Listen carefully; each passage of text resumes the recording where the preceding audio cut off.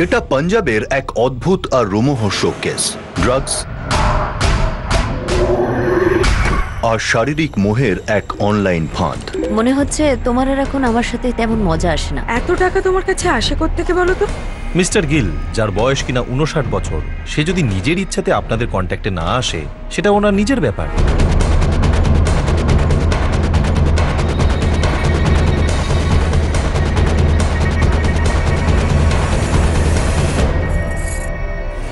Heavy লাগছে তো তোকে?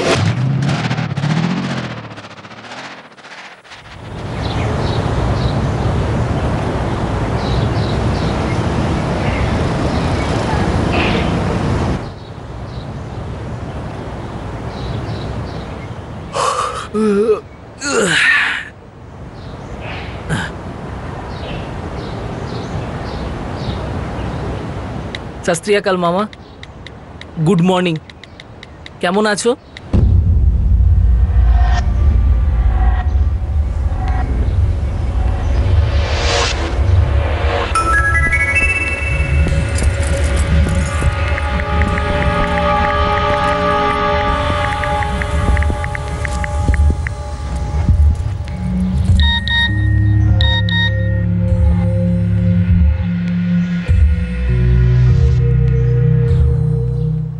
আমি ভালো আছি গোবিন্দ, তুই কেমন আছিস?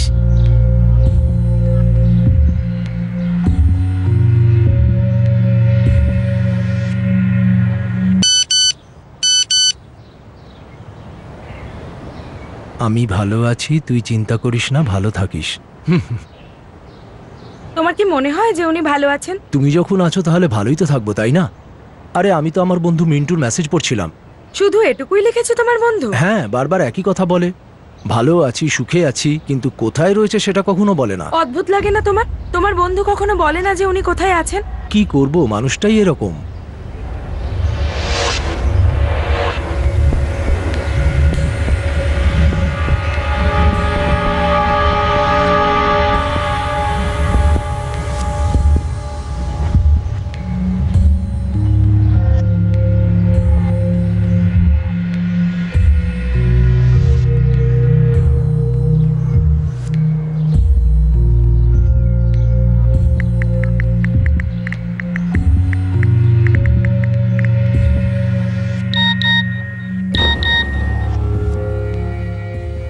ভালো আছি রঘুবীর, শুধু সময়টাই পাস হচ্ছে না। এ আর নতুন কি, কাকাবাবু তো সবসময় মস্তির মুডেই থাকেন, কিন্তু তিনি আছেন কোথায় এখন? আরে কাকা কি আমাদেরকে বলতে যাবে যে এখন কোথায় রয়েছে? কেউ ওনার লাইফে নাক গলাক সেটা উনি ভালোবাসেন না। আমাদের গোবিন্দ, ও জিজ্ঞেস করছিল কাকা কোথায় গেছে। মঞ্জিত আঙ্কেলকে তো নিশ্চয়ই বলেছেন। না, বলেনি মঞ্জিতকে। কিন্তু একটা ব্যাপার আছে, উনি নিজে ছোটবেলার বন্ধু মঞ্জিত আঙ্কেলকে জানালেন না, আমাদেরকে কি জানাবেন? কেউ জানে না উনি কোথায় রয়েছেন, টপ সিক্রেট রয়েছে ওটা।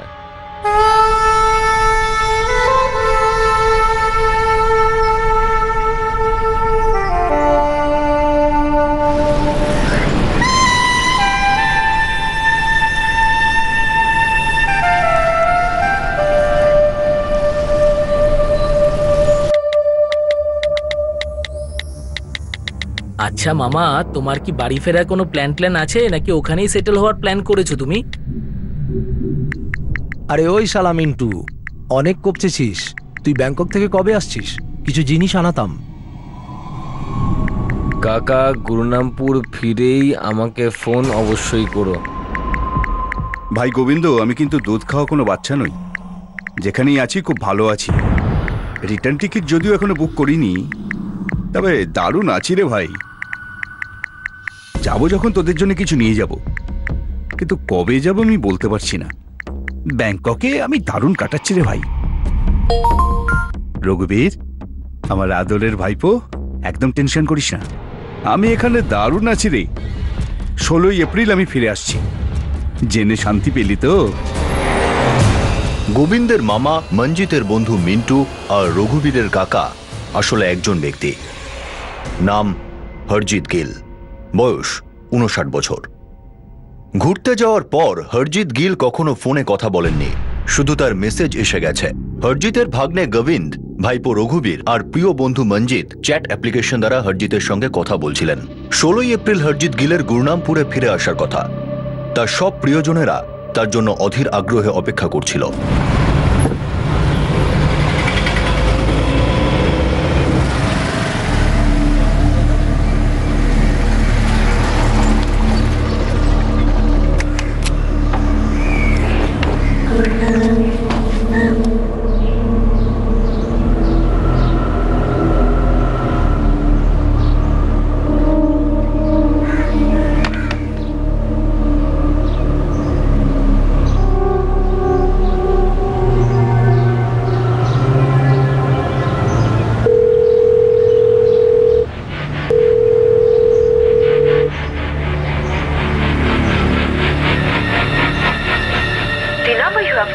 Is currently not reachable. Please try again later. Thank you.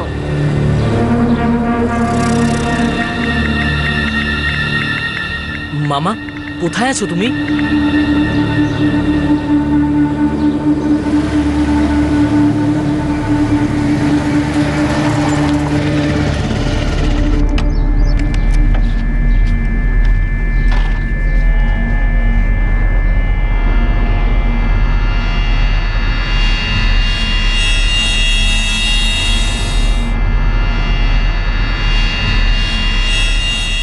You have called is currently not reachable.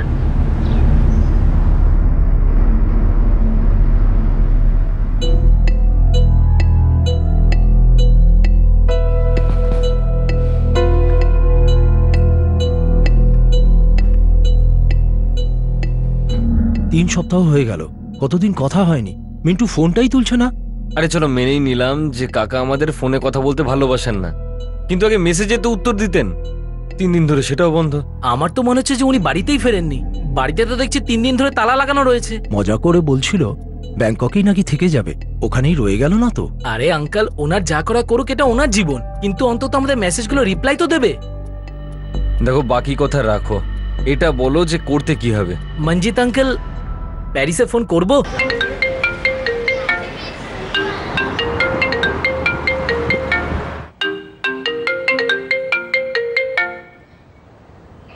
Hello, চাঁদনি মামি।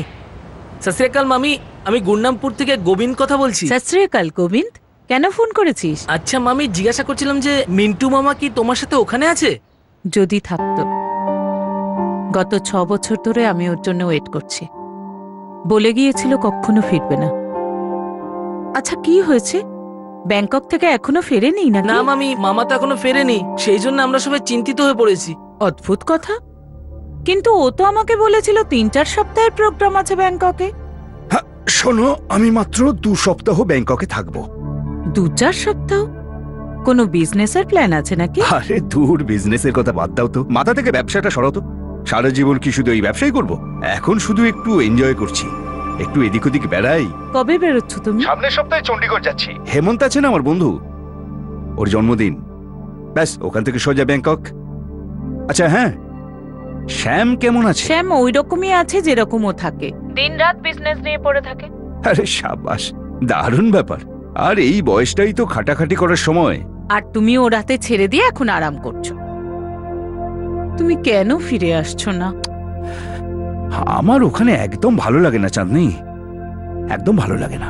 এ তো গত মাসের কথা, আমার ওর সাথে তখনই লাস্ট কথা হয়েছিল। আমার সাথে, রঘুবীর দাদার সাথে আর মঞ্জিত আঙ্কেলের সাথে ওনার 4 দিন আগেই কথা হয়েছিল যে উনি 16 তারিখ ফিরে আসছেন ব্যাংকক থেকে গুরনামপুরে। তাহলে এখনো ফেরেননি নাকি? কি করে বলবো মামি, 2-3 দিন ধরে তো আমি তো বাড়ির আশেপাশে অনেকবার ঘুরেছি। বাড়িতে তো দেখছি তালা লাগানো, না তো উনি ফোন ধরছেন, না আমাদের SMS এ রিপ্লাই করছেন। আরে এটা কোনো নতুন কথা নাকি? ওর মুড হয়েছে অন্য কোথাও চলে গেছে, সব সময় এরকমই ছিল। আমি তো অনেক বছর ধরেই ওকে চিনি। তোমার মিন্টু মামার মুড সম্পর্কে কিছু বলাই যায় না।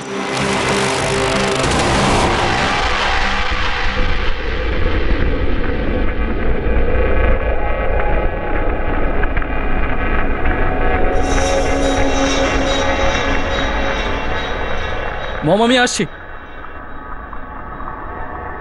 কি হলো মম, মনে হচ্ছে টেনশনে আছো? শ্যাম, ওই তোমার দাদা গোবিন্দের ফোন ছিল। About what? জিজ্ঞেস করছিল যে তোমার বাবা এখানে চলে আসেনি তো, ও ওখানে সবার থেকে আউট অফ কন্ট্যাক্ট হয়ে গেছে, একই রকম রয়ে গেল। মম, তুমি এখনো ওনার জন্য টেনশন করছো, ওনাকে মিস করো, রাইট? কেন করব না শ্যাম? ও সবসময় নিজের মর্জিতেই চলে, কিন্তু আমার কাছে তো আমার লাইফটা ওই রকমই আছে না।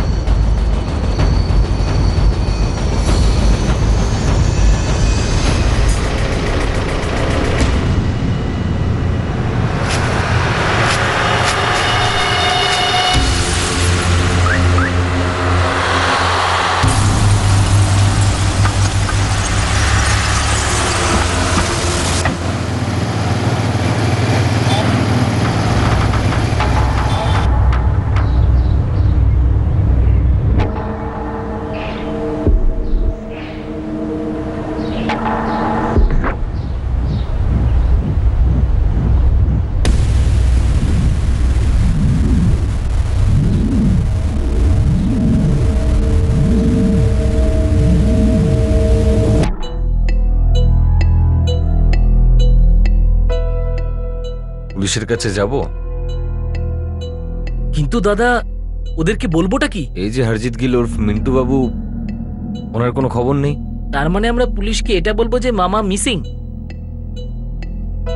কিন্তু উনি কি সত্যি মিসিং?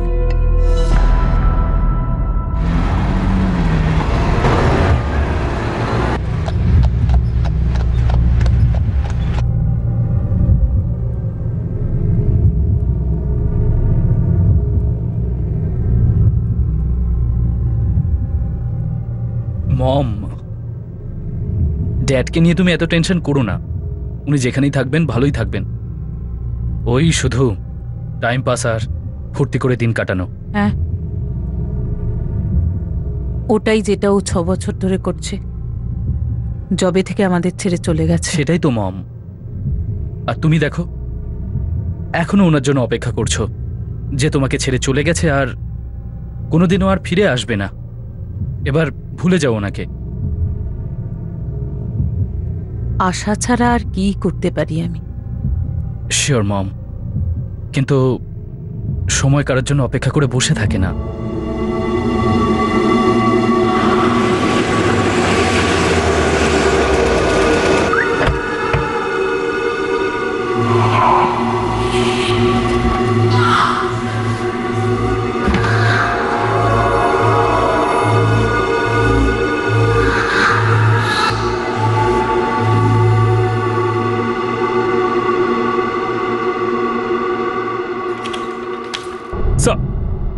যে 3 জন লোকের কথা এসপি সাহেব আমাদের বলেছিলেন তারা বাইরেই বসে আছে। গোবিন্দ সিদ্ধু, মঞ্জিত অরোড়া আর রঘুবীর গিল। 59 বছর? হ্যাঁ সাহেব। দেখুন, আমাদের হরজিৎ গিলের আরো ডিটেল চাই। দেখুন, যেভাবে আপনারা বললেন তাতে করে মনেই হচ্ছে যে মিস্টার হরজিৎ গিল খুবই বিন্দাস আর নিজের মতো করে জীবন উপভোগ করার মানুষ। এই জন্যই তো আপনার কাছে আসবার আগে অনেকবার ভাবছিলাম। এর আগে এরকম অনেকবার করেছে, কিন্তু তবু এবারে মনে হচ্ছে যে কিছু খারাপ হয়েছে। এরকমটা কেন মনে হচ্ছে? তার কারণ হলো স্যার, মিন্টু মামা বেশি কথাবার্তা বলতো না, কিন্তু যে কথাটা বলতো সেটা পাক্কা হতো স্যার। হ্যাঁ সাহেব। উনি আমাদেরকে বলেছিলেন যে উনি 16 তারিখে গুন্ডামপুরে আসছেন। আজকে 23 এপ্রিল হয়ে গেল, পুরো 1 সপ্তাহ, এখনো উনি বাড়ি ফেরেননি। আপনারাই বলেছেন যে ব্যাংকক থেকে উনি আপনাদের মেসেজ করেছেন যে হয়তো কয়েকদিন ওখানে থাকবেন বা ওখানেই পাকাপাকি থেকে হ্যাঁ যাবেন। স্যার, তারপরেই তো উনি পাল্টে বললেন যে উনি 16 তারিখেই আমাদের এখানে ফিরে আসছেন। তারপরে না তো স্যার উনি কোনো মেসেজ পাঠিয়েছেন, না আমাদের মেসেজে রিপ্লাই করেছেন। তবু একটা কথা আপনাকে বলছি যে মিন্টু আগেও হঠাৎ করে চুপ হয়ে যেত, তবুও এবারে মনে হচ্ছে যেন কিছু একটা খারাপ হয়েছে। আপনারা বলেছেন যে ওনার ওয়াইফ মানে সরি এক্স ওয়াইফ প্যারিসে থাকেন। আসলে হ্যাঁ স্যার, আমাদের ওনার সাথে ফোনে কথা হয়েছে। উনি বলেছেন যে 1 মাস আগে মিন্টু মামা ওনাকে ফোন করেছিল আর বলেছিলেন যে উনি প্রথমে চণ্ডীগড় যাবেন, নিজের বন্ধু ওই হেমন্ত ঠাকুরের বার্থডে অ্যাটেন্ড করতে যাবেন, আর তারপরে উনি ব্যাংককে যাবেন। মানে উনি চণ্ডীগড়ে গেছেন। আপনাদের হেমন্ত বাবুর সাথে কথা হয়েছে?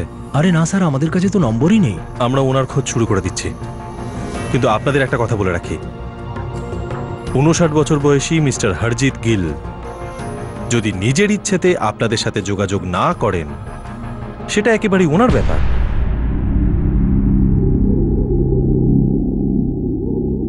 আর এইভাবে খোঁজ শুরু হলো 59 বছরের হরজিৎ গিলের জন্য, যে নিজের জীবন নিজস্ব টার্মস অ্যান্ড কন্ডিশনসে কাটিয়ে এসেছেন। এই খোঁজে বহু আশ্চর্যজনক অতীতের কঙ্কাল উঠে আসতে চলেছে, আর আলোয় আসতে চলেছে এমন একটা সত্যি যে কেউ কি এমন ছিল যে চাইছিল না যে হরজিৎ গিলকে খোঁজা হোক। একটা গভীর ষড়যন্ত্রমূলক ফাঁদ পাতা হয়েছিল, যেখানে এই অনুসন্ধান শেষে অসম্ভব বলে মনে হচ্ছিল।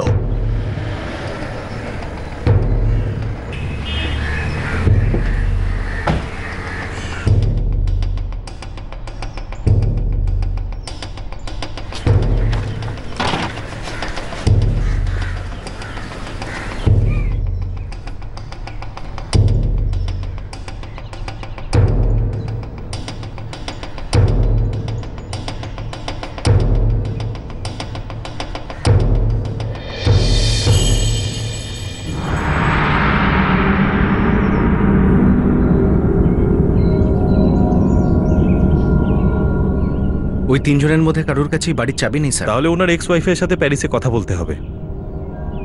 ওনার ফোন রেকর্ডস কতক্ষণের মধ্যে হাতে পাবো? কালকের মধ্যে এসে যাবে।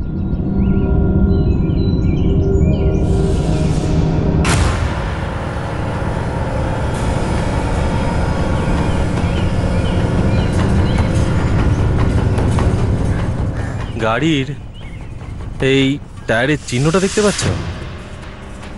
হরজিৎ গিলের নিজের গাড়ি আছে? আগে হ্যাঁ, মিন্টু মামার কাছে গাড়ি আছে। কোন গাড়ি স্যার সেটা তো ঠিক মনে নেই স্যার, সিডান হবে হয়তো। নাম্বার নাম্বার নাম্বার কোনোদিনও খেয়ালই করিনি।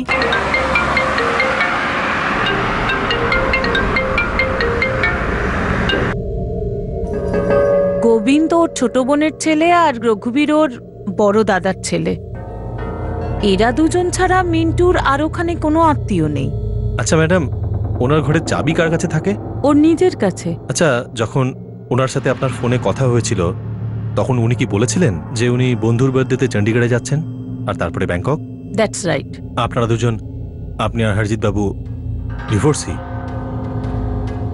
হ্যাঁ। কিন্তু তাও দুজনের মধ্যে যোগাযোগ রয়েছে। কখনো কখনো বিয়েটা শেষ হয়ে যায়, সম্পর্ক নয়। আমাদের দুজনের মধ্যে কোনো মনোমালিন্য ছিল না। কিন্তু ডিভোর্সের তো কোনো কারণ থাকবে। আসলে ওকে ওর দেশ ডাকছিল, আর আমার বিয়ে এই দেশের সঙ্গে হয়ে গেছে। ড্যাড, তুমি যোগ করছো না? Am I right? না বাবা, না, একদম না। তুই খুব ভালো করেই জানিস যে আমি এই ব্যাপারে মোটি মজা করি না। যেটা আমার মনে হয় সেটাই আমি বলি, আর সেটাই করার চেষ্টা করি। দেখো বাবা, কখনো হৃদয়ের কথাকে অগ্রাহ্য করার চেষ্টা করো না। দেখো, নিজের জীবনটাকে নিজের মনের মতো করে গড়ে তোলাই উচিত। কিন্তু ড্যাড, নিজের জীবন শুধু নিজের জন্য নয়। তোমার জীবন আমার আর মায়ের জীবনের সাথে জড়িত নয়? চাঁদনি, তুমি আর শ্যাম সমস্ত বিজনেসটা দেখবে, ঠিক আছে? আমি সবটা তোমাদের নামে করে দিয়েছি। দেখো, যদি তোমার দেশ তোমাকে টানে তো তুমি যাও না 6 মাস অন্তর তোমার দেশে। এটা, এই ডিভোর্সের কথা কেন বলছো তুমি? এক্স্যাক্টলি, জাস্ট বিকজ তোমাকে ইন্ডিয়াতে থাকতে হবে আর তুমি মমকে ডিভোর্স কেন দেবে? চাঁদনি, একে বোঝাও তুমি এখন। তোমার বাবা চাই যে আমি ইন্ডিয়া শিফট হয়ে যাই ওর সাথে। আমি যেতে চাই না। কিন্তু আমাকে যেতে হবে, বুঝেছো তুমি? কিন্তু তুমি মমকে ডিভোর্সের জন্য ফোর্স করতে পারো না। না, আমি কারোর ওপর কোনো ফোর্স করছি না। এমনকি আমার ওপরেও কেউ জোর করুক এটা আমি মোটেই চাই না। এমনকি খেতে বসে এক্সট্রা রুটি দেওয়াটাও নয়। আমি এমনটা পছন্দ করি না। I don't like it. Dad, extra রুটি আর ডিভোর্সের মধ্যে পার্থক্য নেই? দেখো বাবা, জীবনে কিছু জিনিসকে গুরুত্ব দিতেই হয়, বুঝতে পেরেছ? এনিওয়ে, তুমি এখনো ছোট আছো, জীবনের অনেক কিছু দেখোনি, কিন্তু আমার জীবনের একটা অংশ এখনো বাকি আছে যেটা আমি নিজের ইচ্ছেতে নিজের মনের মতো করে কাটাতে চাই। তুমি আর শ্যাম নিজেদের মতো থাকো, আর আমি আমার মতো থাকি। আরে হ্যাঁ বাবা, একটা জিনিস তোমাকে বলে রাখি, আমি শুধু তোমার মাকেই ছেড়ে যাচ্ছি না, আমি এই দেশকে, এই দেশের সঙ্গে যুক্ত সমস্ত ব্যাপারটাকে, সবকিছু ছেড়ে যাচ্ছি। ব্যাস। ডিভোর্স দেওয়াতে কষ্ট হয়েছিল, কিন্তু আমি ভেঙে পড়িনি। আমরা এত বছর একসাথে ছিলাম, একটা বন্ধুত্ব হয়ে গেছে, অভ্যেস হয়ে গেছে। এই জন্য মাঝে মধ্যে ফোন আমাদের। আমি বুঝতে পারছি আপনার যন্ত্রণা, কিন্তু ফ্র্যাঙ্কলি একটা কথা জিজ্ঞাসা করতে চাই। বলুন। আপনার এক্স হাজবেন্ড মিস্টার হারজিত কি সত্যি নিখোঁজ হয়ে গেছেন, নাকি শুধু একলা থাকতে চান বলে? সরি, বাট ফ্র্যাঙ্কলি স্পিকিং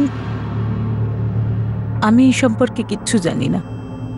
কিন্তু ও যদি কোনো কষ্টে থাকে, প্রবলেমে থাকে বা বিপদে পড়ে, তাহলে অবশ্যই আমার চিন্তা হবে। ইন্সপেক্টর স্যার, ও এখানে কখনোই ফিরে আসতে চায়নি, না আমি ওখানে যেতে চেয়েছি। কিন্তু আমি সব সময় এটাই চাইবো ও যেখানে থাকুক ভালো থাকুক, সুখে থাকুক। থ্যাংক ইউ চাঁদনী দেবী।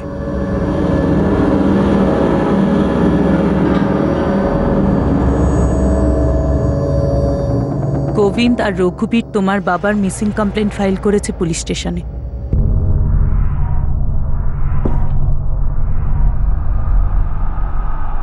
চলো, লেটস হোপ পাঞ্জাব পুলিশ ওনাকে খুঁজে বার করুক। অ্যাটলিস্ট কম করে ড্যাডকে আমরা দেখতে তো পাবো।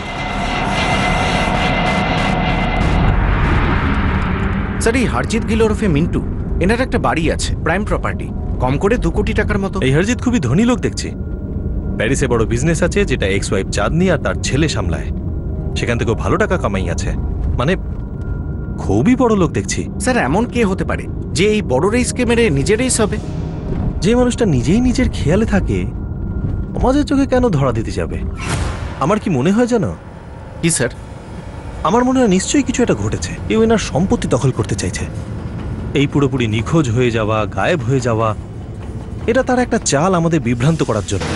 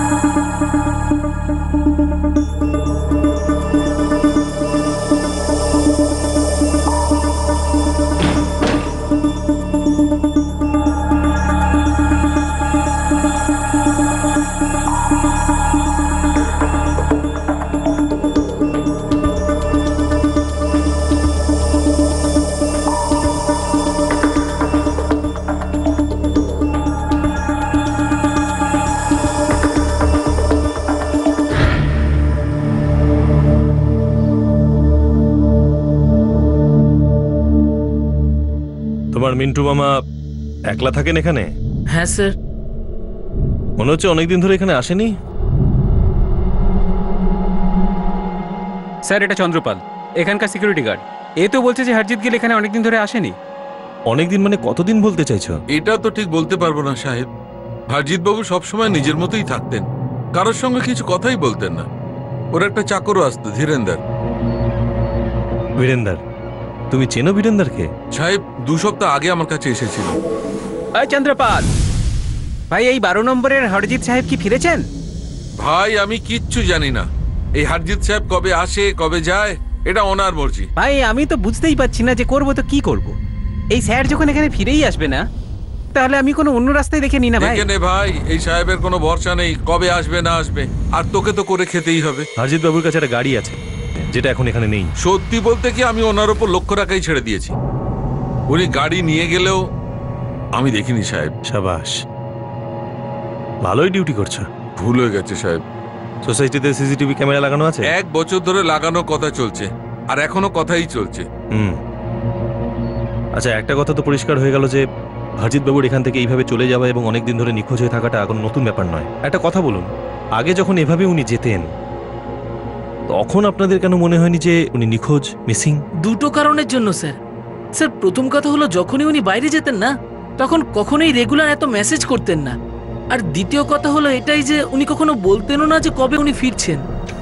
আরে সাহেব, এবার উনি বলেছিলেন যে উনি 16ই এপ্রিল ফেরত আসছেন, আর ফেরত এলেন না। আর এখন তো ওনার সঙ্গে কোনো কন্ট্যাক্টও করা যাচ্ছে না। সেজন্যই আমাদের একটু অদ্ভুত লাগছে সাহেব।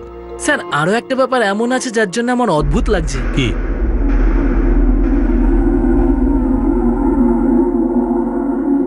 পুলিশের কাছে যাব? কিন্তু দাদা, ওদেরকে কি বলবো আমরা? এই যে হরজিৎ গিল ওরফে মিন্টু বাবুর কোনো খবর নেই। তার মানে আমরা পুলিশকে এটা বলবো যে মামা মিসিং?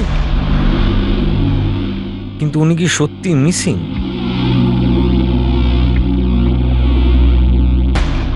রঘু দাদা, আমার না কিছুদিন আগে থেকে অদ্ভুত ফিল হচ্ছে, কেমন জানি লাগছে। যবে থেকে আমার কাছে এই মেসেজটা এসেছে, আমি বিন্দাস আছি গোবিন্দ, তুই কেমন আছিস? এতে আবার কেমন লাগার কি হয়েছে? মঞ্জিত আঙ্কেল, মিন্টু মামা না আমাকে কখনো গোবিন্দ বলে ডাকতো না, সবসময় টিঙ্কু বলতো, টিঙ্কু। আর এই মেসেজে আমাকে গোবিন্দ লিখেছে। এটা তো ঠিক। মামা আমাকে যে মেসেজটা করেছিল সেটাতেও রঘুবীর লিখেছিল আমার নাম, কিন্তু কাকা তো আমাকে সবসময় রঘু বলে ডাকতো। স্যার সেই কারণে আমাদের মনে হলো যে আপনাদের জানানো উচিত। দেখুন সাহেব, আমরা ওনাকে ডিস্টার্ব করতে চাই না, শুধু এটুকু জানতে চাই যে উনি ঠিকঠাক আছেন আর ওনার কোনো বিপদ হয়নি। স্যার আমাদের মামা একটু বেয়াক্কালে টাইপের, কিন্তু যতদিন পর্যন্ত খবর না পাচ্ছি উনি ভালো আছেন, আমাদের তো টেনশন কমছে না স্যার। চন্দ্রপাল, হরজিৎ বাবুর যে চাকর, কি নাম বললে? বীরেন্দর? হ্যাঁ সাহেব। ডাকো একবার। আগে হতে পারে এখানে কেউ পুরো গল্পটা জানে না, বা জানলেও আমাদের জানাচ্ছে না। স্যার সামনে 3 জনকে দেখতে পাচ্ছি। একজনের মিসিং কমপ্লেইন লেখানো হয়েছিল, আর এই 3 জনের মধ্যে কেউই এই মিসিং ব্যক্তির ব্যাপারে কিছু জানে না। বাড়িতেও আমরা কিছু জানিনি। বাড়ির চাবি কারুর কাছে পাওয়া যায়নি, আর কেউ গাড়ির নাম্বারটাও জানে না, যখন একজন ভাইপো, ভাগ্নে আর প্রিয় বন্ধু রয়েছে। শোনো, আরটিও অফিস থেকে হরজিৎ গিলের গাড়ি ডিটেল বের করো, আর পাসপোর্ট অফিস থেকে খোঁজ নাও যে কবে উনি ব্যাংকক গেছিলেন আর সেখান থেকে ফিরেছিলেন কিনা। সাহেব আমি ওনার ওখানে কোনো ফিক্সড কাজ করতাম না। যখন উনি আসতেন তখন আমিও চলে যেতাম, ঘরদোর সাফসুতরো করে দিতাম, বাজার থেকে জিনিসপত্র এনে দিতাম। উনি আমাকে দিনের রোজ দিয়ে দিতেন।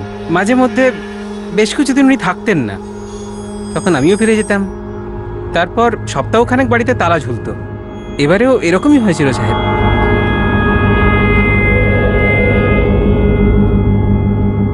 তখন তুই কি করতি? সেটাই করেছিলাম সাহেব, যেটা প্রত্যেকবারই করি।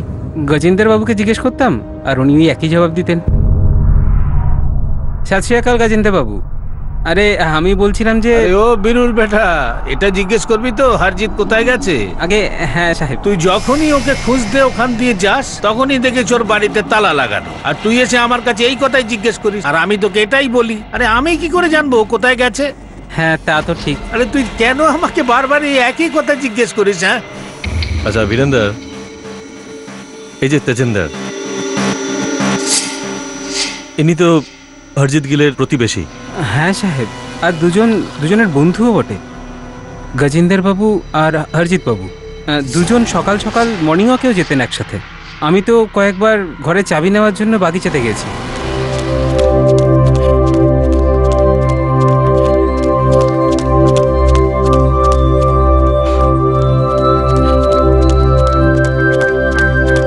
আরে কি বুড়োদের মতো হাঁপাচ্ছিস?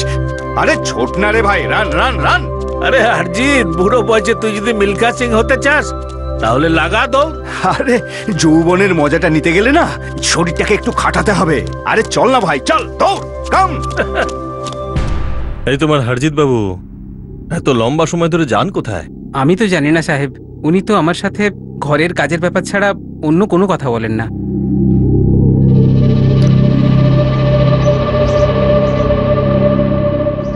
বীরেন্দর, একটা ব্ল্যাক কফি বানিয়ে দাও না ভাই। হ্যাঁ মালিক।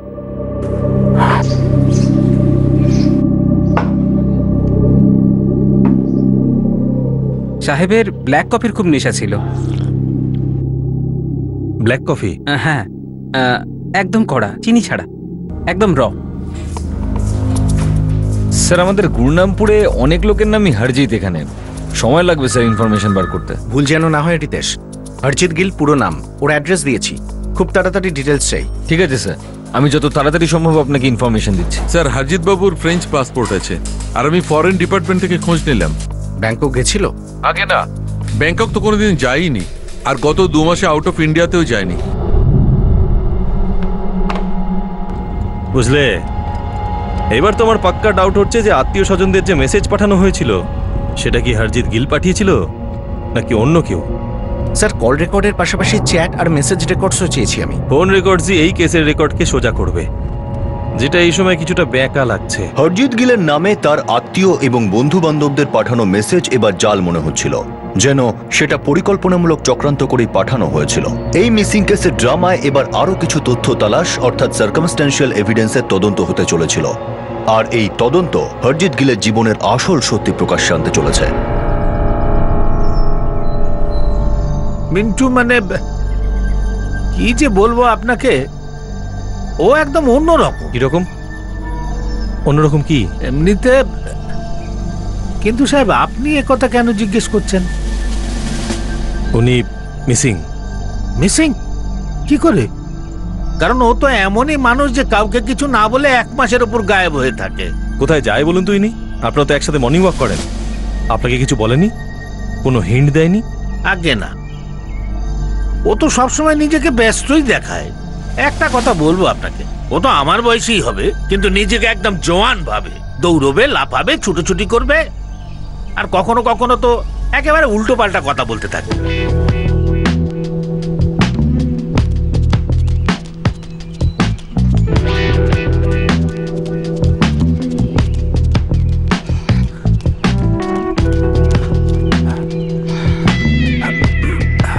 ভাই তেজিন্দর, মেয়েটাকে দেখ।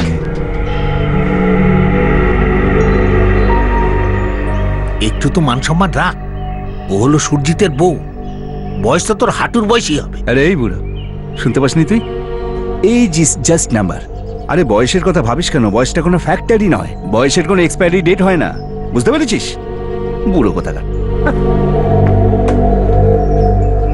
একটা সত্যি কথা বলবো আপনাকে, প্লিজ, কারণ মিথ্যেতে আমার অ্যালার্জি আছে, চট করে ধরে নি। আমি এই মিন্টুর সঙ্গে কোনো সম্পর্কই রাখতে চাই না। আমি ওর থেকে সবসময় দূরে থাকতে চাই, আর ও আমাকে খুব বোরিং ভাবে। ও ভাবে যে বুড়োদের মধ্যে আমি ইয়াং। কোনো অ্যাফেয়ার? আমি তো বলতে পারবো না সাহেব, কিন্তু যদি ওর কোনো সম্পর্ক হয়েও থাকে তাহলে আমি আশ্চর্য হব না। আমি আপনাকে বললাম না যে ও একটু সবার থেকে আলাদা, ও সবসময় নিজের মধ্যেই থাকে, ওর কিছু না কিছু একটা প্রাইভেট সবসময় চলতেই থাকে। পরের দিন হরজিৎ গিলের কল রেকর্ড এলো, আর কিছু এমন ডিটেইল সামনে এলো যা আশ্চর্যজনক তো ছিল, কিন্তু জটিলও ছিল। ফোন রেকর্ডসের হিসেব মতো গত 1 মাস ধরে দেখা যাচ্ছে মিস্টার হরজিৎ গিল পাঞ্জাবেই আছেন, পবনকোটে। স্যার 25 মার্চ থেকে আজ পর্যন্ত প্রায় 1 মাস হয়ে গেছে। এই ফোন থেকে কাউকে ফোন করাও হয়নি, ফোন আসেওনি। মিস কলগুলো তো রেকর্ডে পাওয়া যাবে না, চ্যাটস আর মেসেজেস গুলো কি স্ট্যাটাস? স্যার ওর ভাগ্নে গোবিন্দের সাথে লম্বা চ্যাট হয়েছে।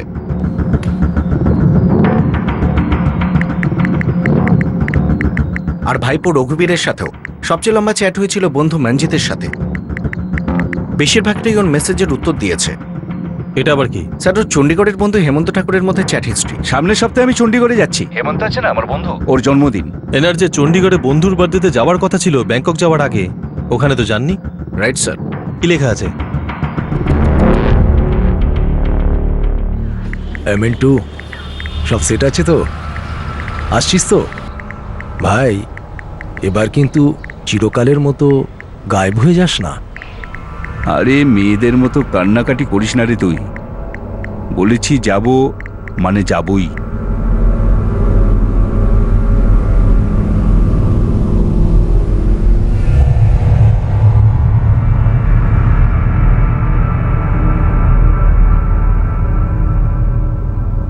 তারপর হেমন্ত লিখছে, তুই মিথ্যেবাদী, পৌঁছয়নি।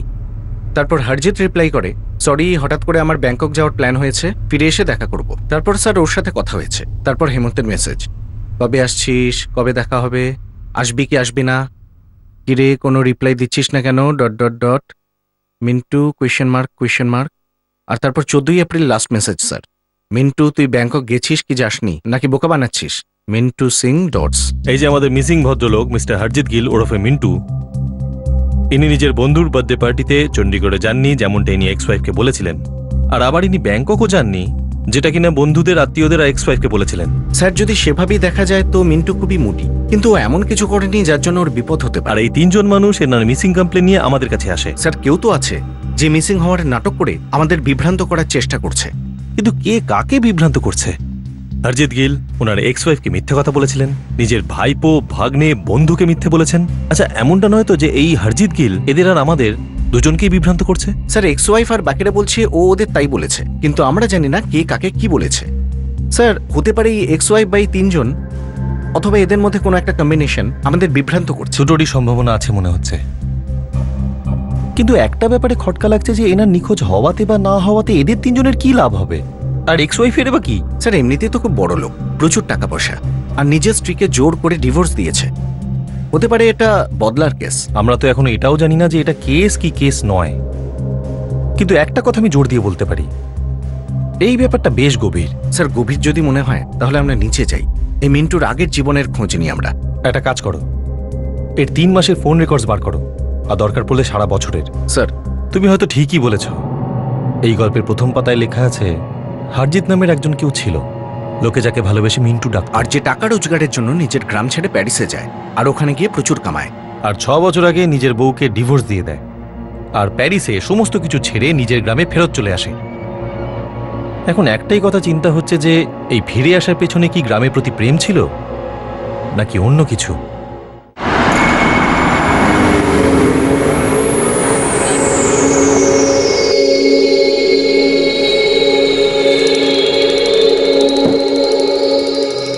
পাঞ্জাব পুলিশ এখনো তোর বাবাকে খুঁজছে শ্যাম। ওরা এখনো ওর সম্পর্কে কোনো খবর পায়নি। কিচ্ছু না, নাথিং।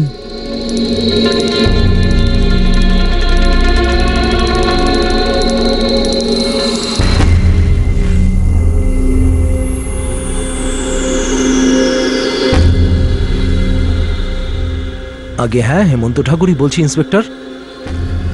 হ্যাঁ হ্যাঁ, হরজিৎ গিল আমার বন্ধু। কি হয়েছে, কি হয়েছে ইন্সপেক্টর? আপনি গুরুনামপুর কত তাড়াতাড়ি আসতে পারবেন? আপনি কি প্লিজ আমাকে বলবেন আমার বন্ধুর সাথে কি হয়েছে? আমরা জানি না, এটাই জানতে চাইছি আমরা। আমি বুঝতে পারলাম না, হরজিৎ কোথায়? দেখুন আমরা সেটাই জানতে চাইছি। আমাদের কাছে ওনার মিসিং কমপ্লেন্ট আছে। আপনি বেরোচ্ছেন তো?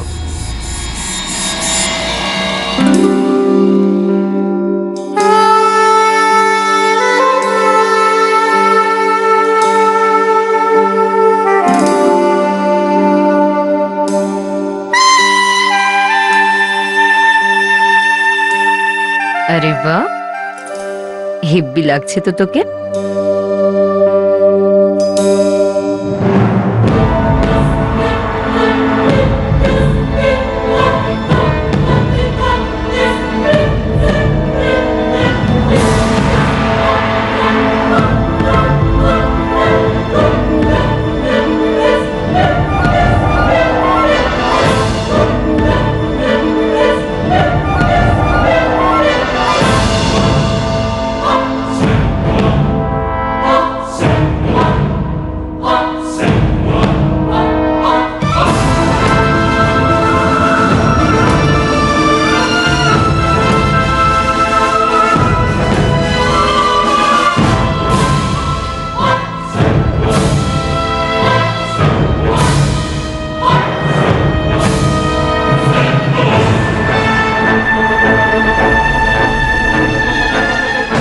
পবনকোট?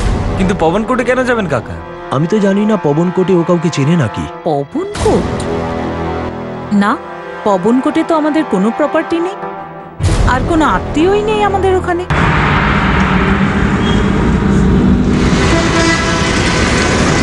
স্যার, চাঁদনি, গোবিন্দ, রঘুবীর আর মঞ্জিত সকলের সাথে কথা হলো। সকলেই বললো যে পবনকোটের সাথে ওদের কোনো সম্পর্ক নেই, না কোনো প্রপার্টি আর না কোনো সম্পর্ক। যে মানুষটা নিজের 32 বছরের কর্মভূমি প্যারিস ছেড়ে ইন্ডিয়াতে নিজের গ্রাম গুরুনামপুরে ফেরত আসেন, উনি গুরুনামপুর থেকেও যে কোনো জায়গায় যেতে পারেন, যে কোনো জায়গায়। এখন প্রশ্ন এটাই, উনি গেলেন কিভাবে? নিজের মর্জিতে নাকি অন্য কারো?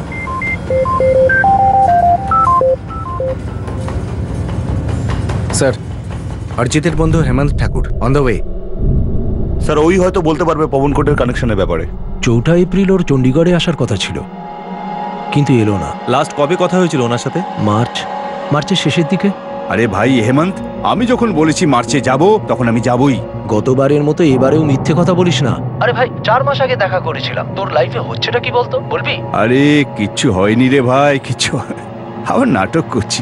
ভাই, তুই এতদিন কোথায় ছিলি বলতো, বলবি? আরে জীবনটা না শুধু আনন্দ আর মজা করার জন্যে, আর আমি মজা করছি, দারুণ ফুর্তিতে আছি। এই জীবনটা না আপন জনদের সঙ্গে কাটানোর জন্য।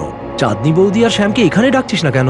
দেখ, বন্ধুত্ব একরকম আর পার্সোনাল ব্যাপারটা আরেক রকম। তুই যদি এতে নাক না গলাস না, সেটাই ভালো হবে। ওই কে নাক গলাচ্ছে? ব্যাস, আমি তোর ভালোর কথাই ভাবছি। আরে চাঁদনি আর শ্যাম এখন দারুণ আছে ওরা, আর আমিও এদিকে খুবই ফুর্তিতে আছি, আর তোর সাথেও দারুণ আনন্দে কাটাবো। একটা কথা শোন, তোর কাছে ওই শুকনো শুকনো নিরামিষ পাটি কিন্তু চলবে না। এনজয়ের রসালো উপাদানের ব্যবস্থা রাখিস। তারপরে ও বারবার মেসেজ পাঠাচ্ছিল যে ও আসছে। শুধু মেসেজ, কোনো কল নয়? না স্যার, একটাও কল করেনি। তারপর হঠাৎ একটা মেসেজ করলো যে ব্যাংকক যাবার প্ল্যান করছে, ও ব্যাংককে যাচ্ছে, বার্থডেতে আসবে না। এই মাসের পর মাস নিখোঁজ থাকার অভ্যাস কবে থেকে ওনার? আমি মিন্টুকে গত 4 বছর ধরে চিনি। একটা বারে ওর সঙ্গে দেখা হয়েছিল, আর কথায় কথায় বন্ধুত্ব হয়ে গেল। আমি মিন্টুকে অতটাই জানি যতটা ও বলতে চাইতো, ব্যাস এইটুকুই। কি জেনে ফেলেছিলেন আপনি? ও আসলে self made man.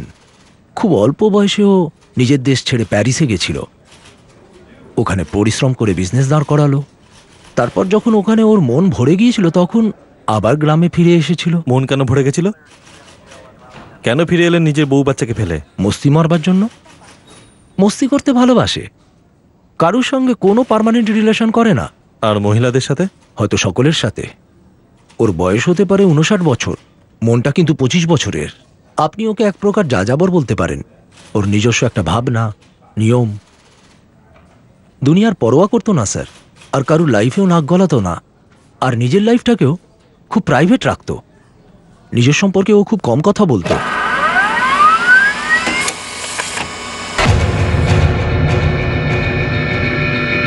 Police Harjit গিলের পুরনো ফোন রেকর্ড বের করে, আর খুব তাড়াতাড়ি পুলিশের হাতে হরজিতের গাড়ির ডিটেলসও আসতে চলেছে। অন্যদিকে পবনকোট ক্রাইম ব্রাঞ্চ একটি ড্রাগ কনসাইনমেন্টের টিপ পায়।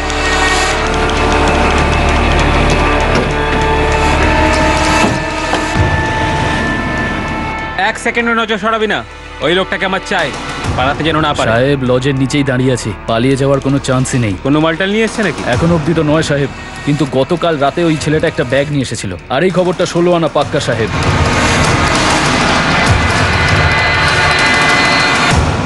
স্যার, অরিজিতের 5 মাসের ফোন রেকর্ড চেক করেছি, সন্দেহ করার মতো কিছু পাইনি। কিন্তু কিরণ নামে একজন মহিলা আছেন, অরিজিৎকে চেনেন, কথাও হয় ওর সাথে। তোমার কথা হয়েছে কিরণ পুঞ্জের সাথে? হ্যাঁ, আমি কিরণ বলছি, কিরণ পুঞ্জ। অরিজিৎ গিলকে চেনেন আপনি? ডাকনাম মিন্টু। হ্যাঁ জানি, মিন্টু বাবু তো আমার খুব পরিচিত ছিল। ছিল মানে? 2 মাস আগে অবধি তো ছিল। বলতে পারেন মিন্টু এই মুহূর্তে কোথায় আছে? 2 মাস ধরে তার কোনো পাত্তা নেই, অন্তত আমি তো জানি না। গুরুনামপুরের স্যার, ঘন্টাখানেকের মধ্যে পৌঁছে যাবে। কিন্তু কেউ খুব বেশি বলেনি স্যার, আমি খোঁজ নিয়েছি, একাই থাকেন, ডাইভোর্সি। ঠিক আছে, আসতে দাও, দেখা যাক এনার সাথে আবার কি ঘটনা ঘটিয়েছে।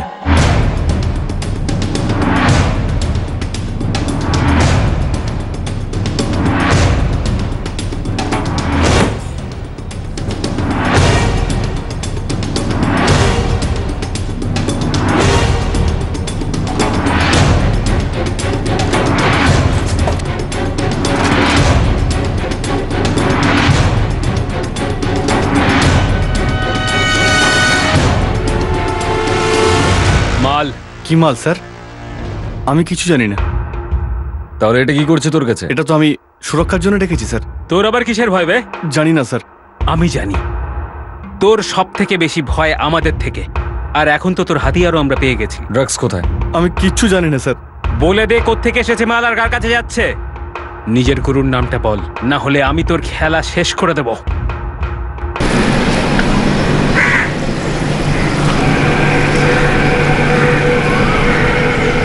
তুমি এখানেই যাওনি এখনো?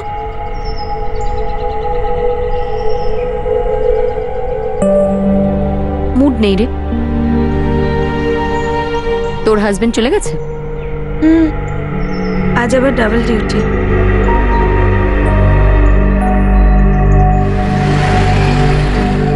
ভালো খবর, কাল সকাল অবধি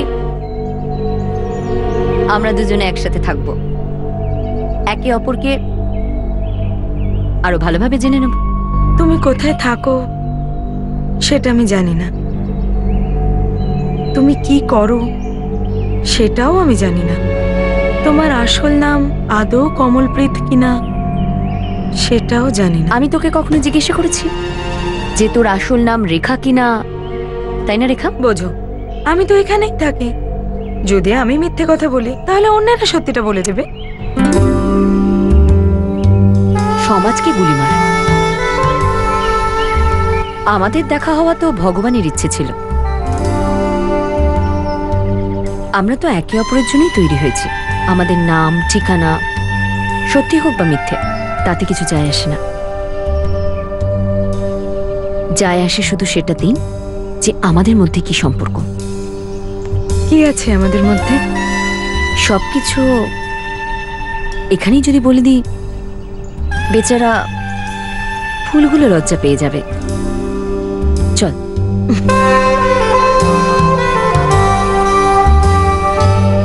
এমনিতে তো এটি একটি মিসিং কেস ছিল হরজিৎ গিলের, যাকে নিখোঁজ মনে করা হচ্ছিল। কিন্তু এই কেস চলাকালীন তার বিভিন্ন দিক থেকে বহু পথ বেরিয়ে আসছিল, যা এখনো পর্যন্ত কোনো একটি লক্ষ্যে পৌঁছানোর দিশা দিচ্ছিল না।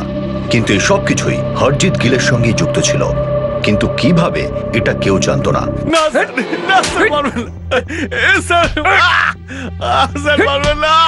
একদিকে পবনকোট ক্রাইম ব্রাঞ্চ একটা ড্রাগ কার্টেলের পিছনে পড়েছিল, আর অন্যদিকে গুরনামপুর পুলিশ নতুন লিড কিরণ পুঞ্জের মুখোমুখি হওয়ার জন্য অপেক্ষা করছিল। কম করে অন্তত 8 বার ফোন এসে গেছে প্যারিস থেকে। মামিকে খুব চিন্তিত মনে হচ্ছে। তোমাদেরকে এটা মনে হচ্ছে না যে ফালতু ঝামেলা জড়িয়ে পড়লাম আমরা? আরে কি দরকার ছিল পুলিশ কমপ্লেনের? 2-1 দিনের মধ্যে চলে আসবে হয়তো। আমার তো শুধু এটা নিয়ে চিন্তা হচ্ছে যে কাকা কোনো বিপদে না পড়ে গিয়ে থাকে কোথাও, বা কাকা কোনো উল্টোপাল্টা কাজ করছে না তো। ভগবান জানে। তৃতীয় দিকে গুরনামপুর আর সেখান থেকে 1000 মাইল দূর প্যারিসে হরজিৎ গিলের শুভাকাঙ্ক্ষী আর প্রিয়জনদের চিন্তা ক্রমেই বেড়ে চলেছিল। কিন্তু হরজিৎ গিলের এইভাবে সমস্ত সম্পর্ক ত্যাগ করাও কোনো নতুন বিষয় ছিল না। কিন্তু এইবার তার পরিবারের লোকেদের ভিতর থেকেই একটা শূন্যতা অনুভব হচ্ছিল যে গুরুতর কিছু ঘটেছে, খারাপ কিছু। স্যার, কি হয়েছে হরজিতের সাথে? নিখোঁজ উনি, পাওয়া যাচ্ছে না।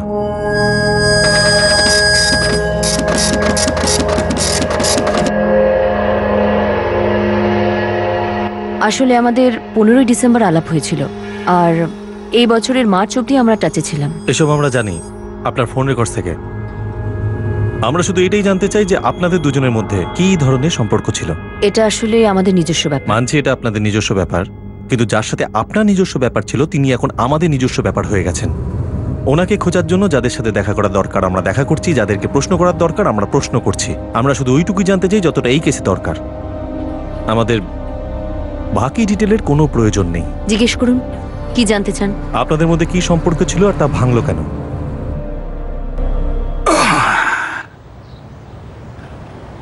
এবার 1 কাপ যদি ব্ল্যাক কফি পেয়ে যেতাম তাহলে তো মানে দারুণ ভালো লাগতো।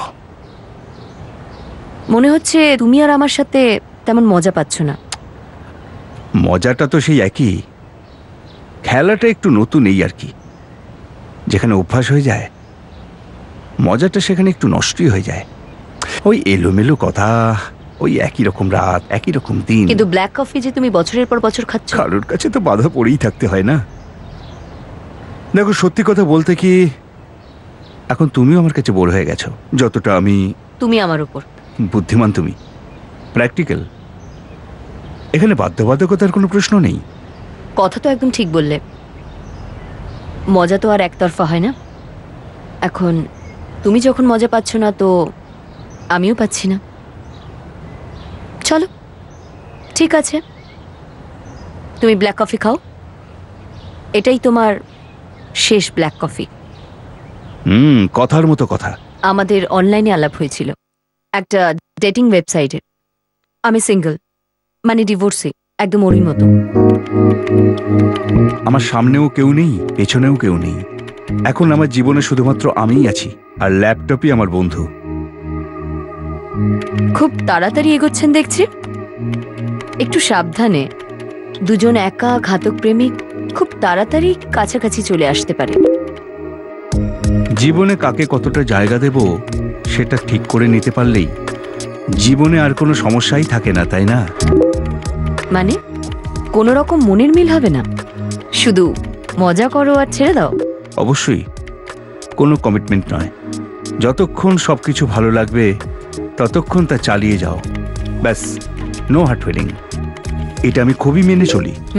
তবে আপনার এই অনেস্টি আমার কিন্তু খুব ভালো লাগছে মিস্টার। তোমাকে আমি দেখিনি কখনো, আর এখন তো শুধু তোমাকে দেখতে ইচ্ছে করছি, ইয়াং লেডি। ব্যাস, তারপরেই আমরা পরের দিন দেখা করি, আর গত 4 মাস ধরে খালি দেখাই করতে থাকি। মানে উনি আমার সাথে থাকতে শুরু করেছিলেন। আমি আপনাকে মিথ্যে কথা বলবো না, আমরা দুজনে খুব মজাই ছিলাম। খুব মজাদার মানুষ উনি। হ্যাঁ, তবে যখন মনটা সরেই গেল। আপনার খারাপ লাগেনি তাতে? এয়ারপোর্টের লাউঞ্জ হোক আর 5 স্টার হোটেলের রুম, সেটা তো আর নিজের ঘর নয়। আর আমি তো প্রথম থেকেই জানতাম যে চেক আউট করতে হবে, নতুন ফ্লাইটে যেতে হবে। ওনার তরফ থেকে বিন্দুমাত্র কোনো টান ছিল না, ইমোশন ছিল না? না, তেমন নয় যে ওনার মধ্যে কোনো ইমোশন ছিল না। ইমোশন আছে, কিন্তু সেটা বুকড। উনি ওনার সমস্ত ইমোশন ওনার প্যারিসের ফ্যামিলির জন্য বুক করে রেখেছিলেন। বাকি সারা দুনিয়াটা ছিল ওনার কাছে শুধু মজা লোটার জন্য। আচ্ছা স্যার, এখন তো বলুন যে ঘটনাটা কি ঘটেছে। আমরা সত্যি জানি না। ওনার গ্রামে কয়েকজন আত্মীয় আছেন, ওনারা কমপ্লেন লিখিয়েছেন। আমরা তো এটাও জানি না যে এই মানুষটা সত্যি নিখোঁজ নাকি কোথাও একলা থাকতে চান। আচ্ছা, একটা কথা বলুন, কোন ডেটিং সাইটে আলাপ আপনাদের? PB0T76FY, হরজিতের গাড়ির নাম্বার, 5 সিটার সেডান। যে ডেটিং সাইট হরজিত আর কিরণকে মিলিয়েছিল তার নাম ছিল www.lovelycircle.com। স্যার, পোর্টালের মাদার কোম্পানি থেকে হরজিতের সব ডিটেলস বার করতে পারো। পুরো চ্যাট, পুরো কন্ট্যাক্টস সবকিছু বের করো। হরজিতের ঘর থেকে কোনো ডেস্কটপ পাইনি, ল্যাপটপও পাইনি। তার মানে হরজিত নিজের ল্যাপটপটা সাথে নিয়ে গেছে। স্যার, এই সাইটে যদি আমরা লগ ইন করি তাহলে ওর IP অ্যাড্রেস, লোকেশন দুটোই পেতে পারি। কারেক্ট। পোর্টালের লোকেদের সাথে কন্ট্যাক্ট করো, গাড়ির ডিটেল পবনকোট পুলিশকে পাঠিয়ে দাও। গুরুনামপুর পবনকোট হাইওয়ের ওপর যতগুলো টোল আছে সবকটা CCTV ফুটেজ নাও। যদি হরজিত গিল গুরুনামপুর থেকে পবনকোট যায়, তবে গাড়ি আর ল্যাপটপের সাহায্যে ওনার কাছে পৌঁছে যাব। হরজিত গিলের কাহিনীর নতুন পাতা, একটা নতুন দিক সামনে আসতে লাগলো। হরজিত গিল আর কিরণ পুঞ্জের একটি অনলাইন ডেটিং আর ফ্রেন্ডশিপ সাইটে দেখা হওয়া পুলিশের কাছে একটা তথ্য ছিল, কিন্তু খুবই সামান্য একটি তথ্য। এই কেস অতটা সরল ছিল না। হরজিতের একলা থাকার ইচ্ছের এই অ্যাঙ্গেল দুর্বল মনে হতে লাগলো। আর পবনকোট ড্রাগ কার্টেলের সঙ্গে হরজিতের কি সম্পর্ক ছিল? দেখ হরজিত, যদি তোর কাছ থেকে কোনো ইনফরমেশন না পাই না, তাহলে তোর এই খালি ড্রাগের সিরিঞ্জের মতো তোকে টুকরো টুকরো করে দেবো। না স্যার, না। কেউ তোর লাশও খুঁজতে আসবে না, আর যদি কেউ আসেও না তাহলে চিনতে পারবে না। না না স্যার, আমি সত্যি বলছি, আমি কাউকেই চিনি না স্যার। আমি তো শুধু মাল পৌঁছাই, ওইগুলো কে পাঠায় স্যার আমি কিচ্ছু জানি না। আমি শুধু ওই ছেলেটার হাতে 5,000 টাকা দিয়ে দিই স্যার, আর মাল নিয়ে অন্য জায়গায় পৌঁছে দিই। ওখান থেকে আমি 10,000 টাকা পাই। আর কিছু জানি না স্যার। কোথায় মাল পৌঁছাতিস তুই, আর কাকে দিতিস?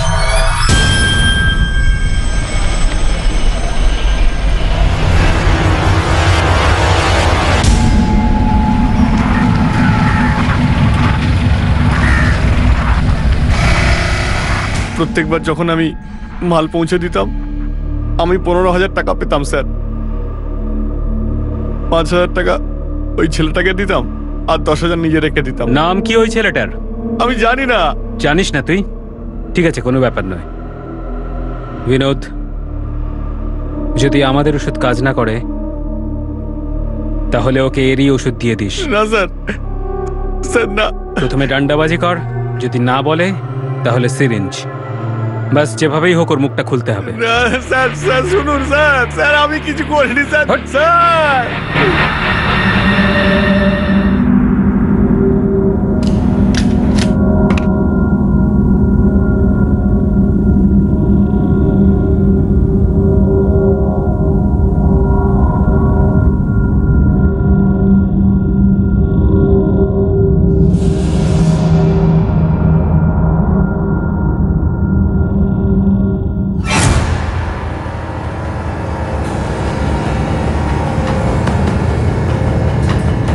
মার্চ হরজিৎ গুরনামপুরেই ছিল স্যার। 12, 14 আর 15 এপ্রিল হরজিতের গাড়ির মুভমেন্ট টোলনা থেকে গুরনামপুরের দিকে ছিল, আর তারপর রিটার্ন পবন কোর্টের দিকে 3 ঘন্টার মধ্যে।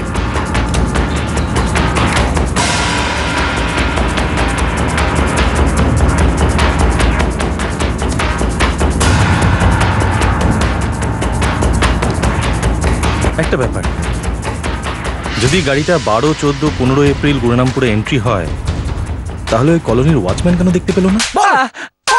আমি কিছু জানি না সাহেব, সাহেব কিছু জানি না।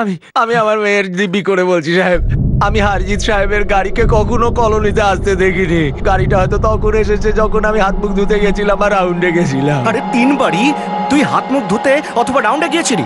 আমি কিছু জানি না সাহেব, আমার বিশ্বাসের জন্য সিসিটিভি ক্যামেরা তো নেই আমাদের কলোনিতে। আমি একা চৌকিদার, আজ পর্যন্ত ওখানে কখনো কোনো ঝামেলা হয়নি। যদি তুই মিথ্যে বলিস না, আমার চামড়া গুটিয়ে নেবেন। এই যে হরজিৎ সাহেব কোথায় যাচ্ছেন, কেন যাচ্ছেন, কখন আসেন, কখন যেতেন, এসব কিছুই বোঝা যেত না সাহেব। না না স্যার, এরকম নয় যে আমার সাথে মামার প্রত্যেকদিন দেখা হতো কিংবা কোনো কথা হতো। কিন্তু সাহেব, যদি উনি এখানে আসতেনও, আমাদেরকে এটা বলে যে উনি আসছেন, তাহলে উনি আমাদের সঙ্গে কন্ট্যাক্ট কেন করলেন না? আচ্ছা, ও যখনই আসতো তখনই আপনাদের বলতো? দেখুন, এটা ওর ইচ্ছে, যার সাথে টাচে থাকতে চাইতো থাকতো, আর না হলে নয়। আমরা সব দিক খতিয়ে দেখছি, কিছু গন্ডগোল আছে, কিছু একটা ঘটেইছে। উনি জীবনে খুব এনজয় করছিলেন, কিন্তু চিন্তার বিষয় হচ্ছে যে উনি কি সত্যিই মিসিং?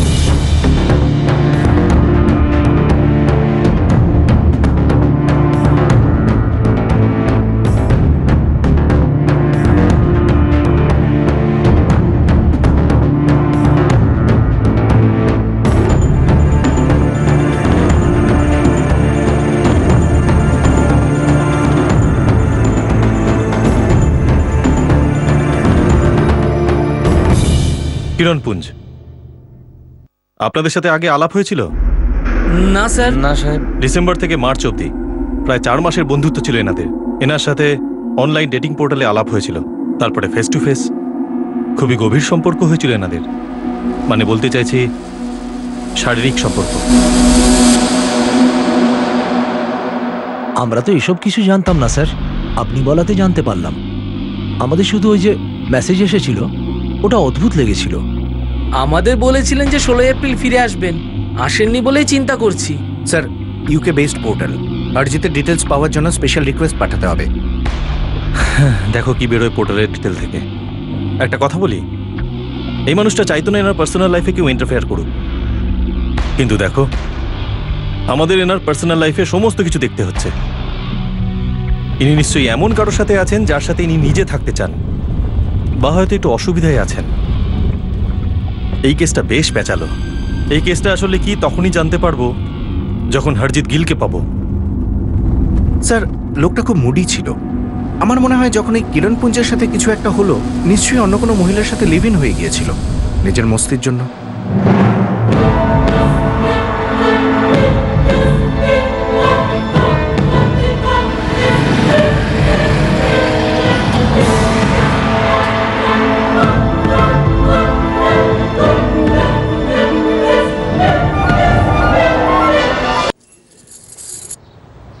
কেমন লাগছে? স্যুট করছে আমায়? দারুণ দেখতে হয়েছে। কানের দুলো নিয়েছিস?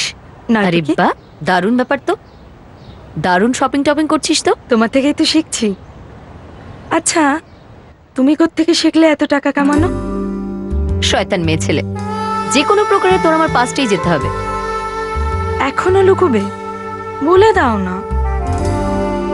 খুব জানার ইচ্ছে তো আমার কুষ্টি জানা। তা তো করছি। চল, তুইও মনে রাখবি। এই না হলে কথা। চলো বলো। হ্যাঁ, গল্প তেমন কিছু নতুন নয়, ওই একই। গরিব মা বাবার একটা সুন্দরী মেয়ে, ওর স্বপ্ন যে একদিন ওর রাজকুমার আসবে আর ওকে প্রাসাদে নিয়ে যাবে হিরোর মতো। কিন্তু আমার জীবনে যে রাজকুমার এলো তার অবস্থা আমার মা বাবার থেকেও খারাপ।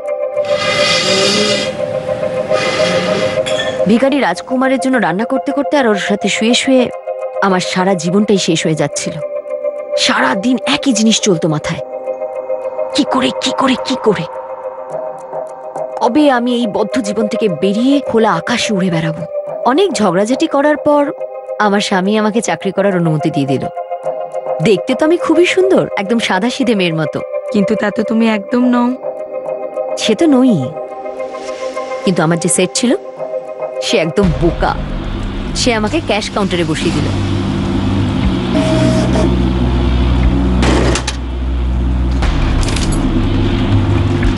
সেদিন সুযোগও ছিল, আমার কিছু টাকার দরকার, আর আমি লোভটাও সামলাতে পারলাম না।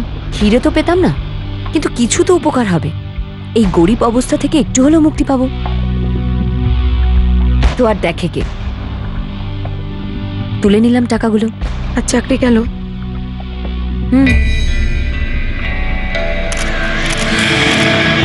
পুলিশে ধরা পড়ার পর আমার একটু সুবিধাই হলো। কিরকম?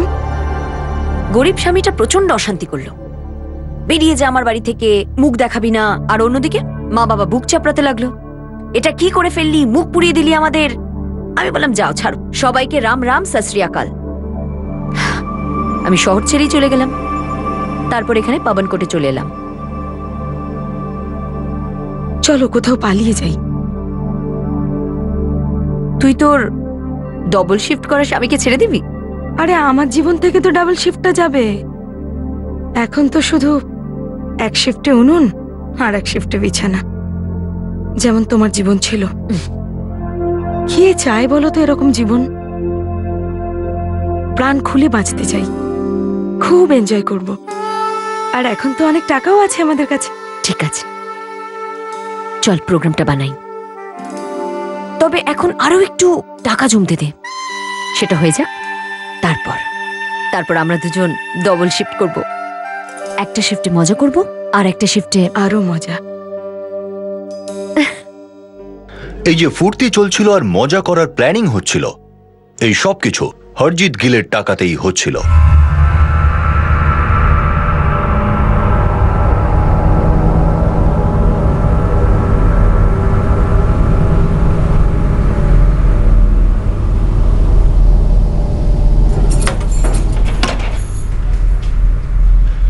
হরজিতের চেকবুক কমলপ্রীতের কাছে ছিল। বলছি যে একটু চেকটা সাইন করে দেবে, আমার কিছু টাকার দরকার। কত টাকা চাই তোমার? তুমি সাইনটা করে দাও, আমার যত লাগবে আমি তুলে নেব। দাও।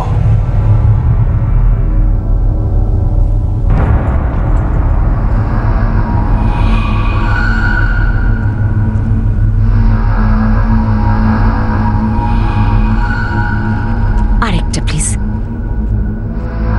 তুমি তো কফি খেলে না? কফি?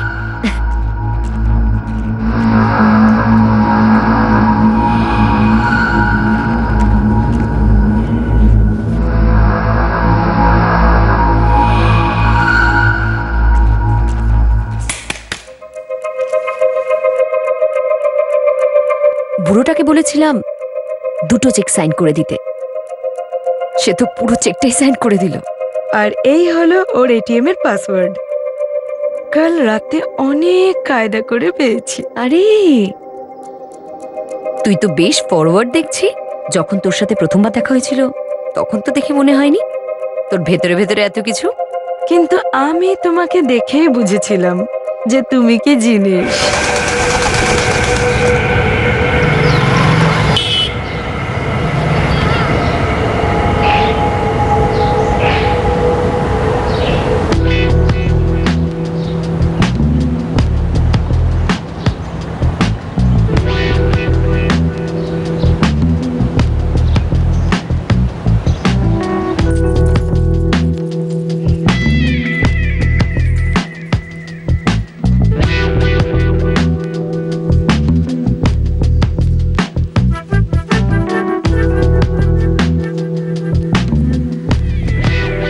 আমি রেখা, এই পাশেই থাকি। দেখেছেন নিশ্চয়ই আমাকে। তোকে যদি একবার কেউ দেখে নেয়, কেউ কি ভুলতে পারে? মানে কেন?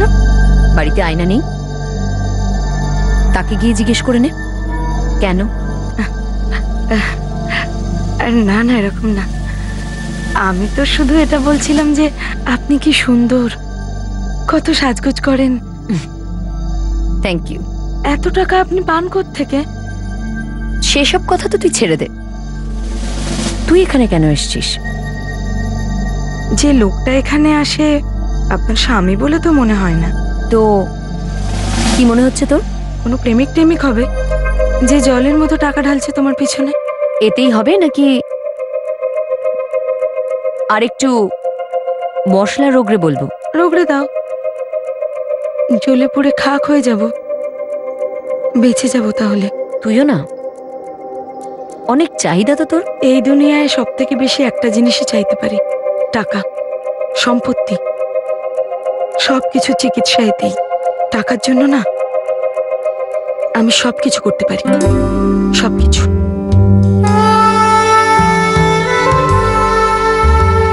এই দেখো, এ আমার বন্ধু রেখা। হ্যালো। কমলপ্রীতের সঙ্গে হরজিৎ গিলের শারীরিক সম্পর্ক ছিল। কমলপ্রীতের রেখার সঙ্গে হরজিৎ গিলের দেখা করিয়ে দেওয়ার একটাই উদ্দেশ্য ছিল, যে হরজিৎ যেন রেখার সঙ্গেও সম্পর্ক তৈরি করে, আর সেটাই হলো। এক ব্যক্তি তার নিজের ইচ্ছাতে একেবারে মুক্ত পাখির মতো জীবন কাটাচ্ছিল। প্রতিটা দিন, প্রতিটা রাতে মজা নিচ্ছিল, কিন্তু সে জানতই না যে কেউ তাকে লুট করছে আর তাকে সোনার ডিম পাড়া মুরগির মতো ব্যবহার করে চলেছে। সেই দিনই ছিল শেষ দিন, যেদিন হরজিৎ গিল ওরফে মিন্টু তার প্রেমিকা কমলপ্রীতের বাড়িতে এসেছিল। স্যার, অনলাইন ডেটিং সাইট থেকে ডিটেলস পরশুর মধ্যে পাওয়া যাবে। এখনই ওদের সাথে কথা হলো। আর গাড়ি? স্যার, পবন কোর্টে আমাদের সব খোঁজর লেগে গেছে। হরজিৎ আর ওর গাড়ির সব ডিটেলস ওদের কাছে আছে, ফটোও আছে। আমাদের এই লোকটাকে যেভাবেই হোক খুঁজতে হবে। জানি না কেন আমার মন বাজে কিছু বলছে। একদিকে পুলিশ একটি মিসিং কেসে তদন্ত করছিল, কিন্তু এই তদন্ত পুলিশকে হরজিৎ গিল পর্যন্ত নিয়ে যাবে না। কিন্তু পুলিশের অন্য একটি ডিপার্টমেন্ট থেকে আসা একটা উড়ো খবর এই হরজিৎ গিল মিসিং কেসটাকে সমাধান করতে সাহায্য করবে। স্যার, ওই কনসাইনমেন্টের একটা হ্যান্ডলার কথা বলেছে, মাল একটা কারে ট্রান্সপোর্ট হবে। কারের নাম্বার পেয়ে গেছে। PVOT 76FY। মুভমেন্ট কবে? হয়তো আজকে রাতে। পবনকোট থেকে বর্ণালাল।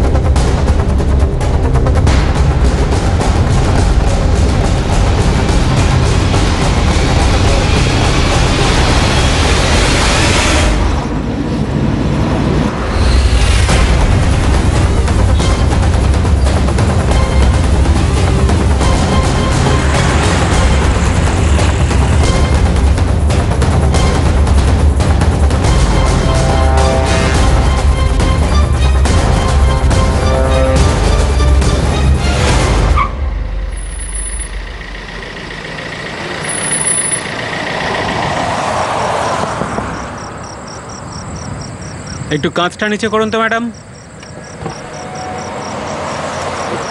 মানে আপনারা কে? Crime branch.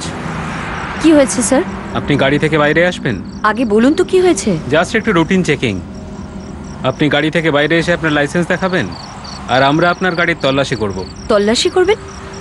কেন তল্লাশি করবেন? আপনি বাইরে আসবেন না, আপনাকে সোজা থানায় নিয়ে যাব। আসছি। সাইডে দাঁড়ান।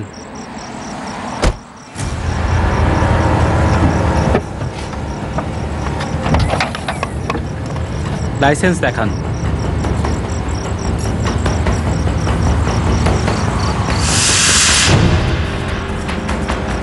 কমলপ্রীত? হ্যাঁ হ্যাঁ, আমি পবনকোটে থাকি স্যার।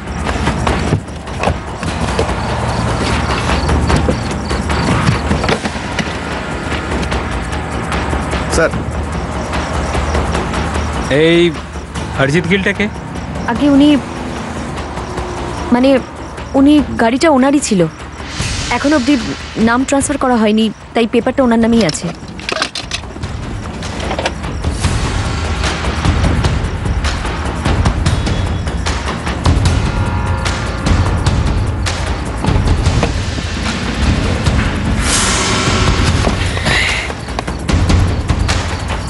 গাড়ি কবে কিনেছেন আপনি ওনার থেকে? বাস কিছুদিন আগেই। স্যার, কনসাইনমেন্ট ধরা পড়েছে।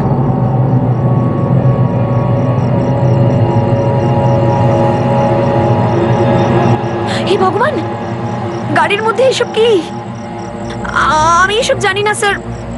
আপনারা আমাকে এইভাবে বিপদে ফেলতে পারেন না। ফাঁসানোর কাজ তো আপনি করছেন ক্রাইম ব্রাঞ্চকে, যারা আপনাকে হাতে নাতে ধরেছে এই ড্রাগসের সঙ্গে। বাজে কথা বলবেন না স্যার, এইসব জিনিস আমার নয়। আপনারা জোর করে এটা আমার গাড়িতে রেখেছেন। এই গাড়িটা তো এমনিতেও আপনার নয়। আপনি একটা কাজ করুন, আপনি সোজা আমাদের সঙ্গে থানায় চলুন। না বাবা, আমি থানায় যাব না। আমি কেন থানায় যাব? কোনো অসুবিধা নেই, আপনাকে নিয়ে যাওয়া হবে। ভালো দেখে 2-3টে লেডি কনস্টেবলকে ডাকো, ম্যাডামজিকে একটু ভালো করে প্রশ্ন করতে হবে। কমলপ্রীত কৌরকে ড্রাগস ট্রান্সপোর্ট করার সময় হাতে নাতে ধরে ফেলা হয়। ড্রাগস ট্রান্সপোর্ট করার সময় হরজিৎ গিলের গাড়ি ব্যবহার করা হচ্ছিল। স্যার, ওই মহিলা কমলপ্রীত কিছু বলছে না। আর এই কেসের সঙ্গে জড়িয়ে গুরনামপুরের আরেকটা কেস আছে। ওই গাড়িটা তো চুরি, তাই না? স্যার, যে লোকের ওই গাড়িটা, যে লোকের নামের পেপারটা আমরা কমলপ্রীতের গাড়ি থেকে পেয়েছি, মিস্টার হরজিৎ গিল মিসিং আছে। আর গুরনামপুর পুলিশ ওকে বহুদিন ধরে খোঁজাখুঁজি করছে। তাহলে তো ওই মহিলাকে এবার ভাঙতেই হবে। কমলপ্রীত এবার খুব বাজেভাবে ফেঁসেছে। একদিকে ফাঁদ ছিল তো অন্যদিকে খাদ। একদিকে ড্রাগ পাচারের অভিযোগ ছিল, আর অন্যদিকে ছিল একজন মিসিং ব্যক্তির কেস। কমলপ্রীত সমস্ত সম্ভাব্য দিকগুলো ব্যবহার করলো নিজেকে নিরপরাধ প্রমাণ করার জন্য, কিন্তু পুলিশ এক চুলও সরল না। আর তারা শেষ পর্যন্ত তার সমস্ত মুখোশ টেনে খুলে ফেললো। যত তাড়াতাড়ি সত্যি বলবে তত ঝামেলায় কম পড়বে। বলো। আমি কোনো ড্রাগ ট্যাগের ব্যাপারে কিছু জানি না। কোনো ব্যাপার না। হরজিৎ গিলকে চেনো? দেখো, লোক এখানে যতটা চুপ করে থাকে, ওদের চিৎকার ততটাই লম্বা হয়। মেয়েদেরও।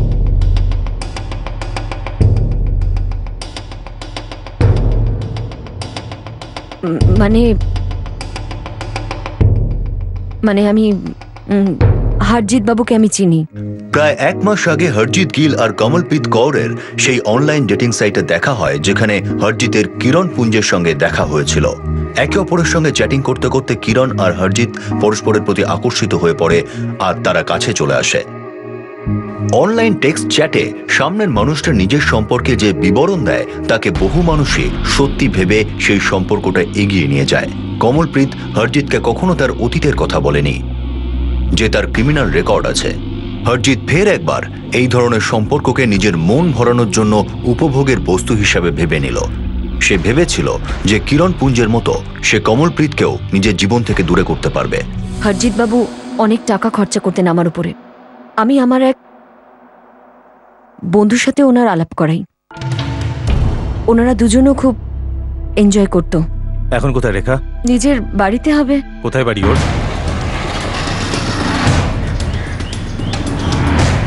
স্যার, আমি জানি না আমার স্ত্রী কোথায় চলে গেছে। যখন আমি গতকাল ডিউটি থেকে এলাম তখন তো ওকে দেখতেই পাইনি, আর ওর ফোনটাও বন্ধ। কেউ কিচ্ছু বলতে পারছে না যে ও কোথায়। আপনি সত্যি বলছেন? স্যার, আমি কেন মিথ্যে কথা বলবো? আমার স্ত্রীকে খুঁজে পাচ্ছি না আমি। আপনার স্ত্রী আপনাকে মিথ্যে বলেছে। উনি গায়েব নন, পালিয়ে গেছেন। কি কি মিথ্যে কথা বলেছে? খুব একটা জঘন্য অপরাধে যুক্ত উনি। কোথায় আছে হরজিৎ গিল?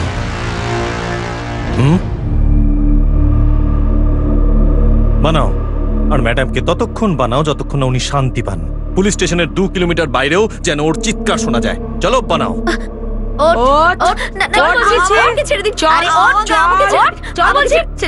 আমি বলছি স্যার,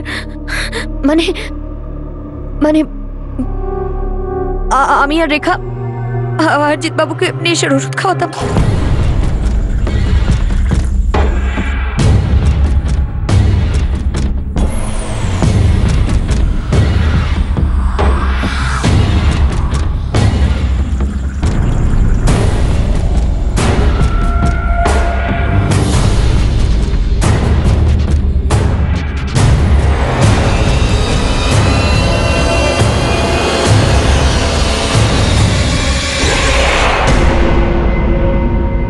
রোজ আমি ওনার ব্ল্যাক কফিতে নেশার ওষুধ মেশাতাম আর ওনাকে দিয়ে চেক সাইন করিয়ে নিতাম। চেকবুক কোথা থেকে পেলে? ওনার বাড়ি গিয়ে নিয়ে এসেছো? হ্যাঁ স্যার, রেখা ওনার থেকে এটিএম এর পাসওয়ার্ডও বার করে নিয়েছিল, সেখান থেকে আমরা টাকা বার করি। আর ওই যে মেসেজ পাঠানো হয়েছিল গোবিন্দ রঘুবীর মঞ্জিতকে, সেটাও আমিই পাঠিয়েছিলাম স্যার, ওনাদের সান্ত্বনা দেওয়ার জন্য যে হরজিৎ বাবু সুস্থ আছেন। তারপরে ওরা যখন ফোনে কথা বলার জন্য জেদাজেদি করতে লাগলো, আমি ফোন ধরাই বন্ধ করে দিই। তবে এই মেসেজটা কেন পাঠালে যে 16ই এপ্রিল হরজিৎ গিল গুরদামপুর যাচ্ছে? সেটা আমি এমনি পাঠিয়ে দিয়েছিলাম, আমি বুঝতে পারিনি যে ওরা মিসিং কমপ্লেন করে দেবে। তারপরে আমি ফোন সুইচ অফ করে দিই। কেন? মরা লোক কথা বলে না তাই জন্য? হরজিৎ গিলের লাশটা এখন কোথায়? লাশ কোথায়? আমরা ওনাকে মানিনি, আর উনি আত্মহত্যাও করেননি। তারপর এমনি মরে গেল নিজে নিজে? সেটা আমরা জানি না।